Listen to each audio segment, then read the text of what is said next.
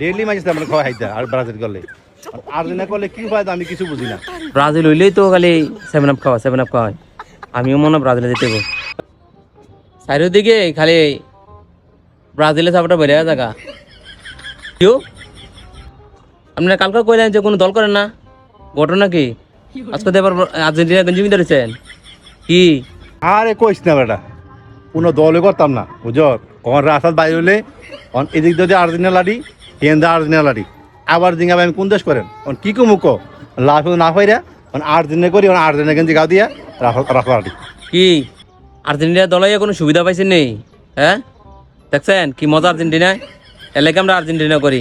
কি আর সুবিধা হবো বেটা, আর্জেন্টিনা আইয়া দেখি কি সবাই 3 পিস ছিলাই 3 পিস ছিলাম দিকে আমিও বেকু পেয়েছি গিয়া অনেক চিন্তা থেকে আর্জেন্টিনা করিলাম নাকি আবার ব্রাজিল করিলাম। তা আপনি যে আর্জেন্টিনা এই ঝামেলাত পড়ছেন, এখন ব্রাজিলে গেলে কি সুবিধা হইতো কনসা একটু দেখি, আমিও দেখি ব্রাজিলে যাইতারিনি কি কি সুবিধা আছে ব্রাজিলে গেলে কন দেই।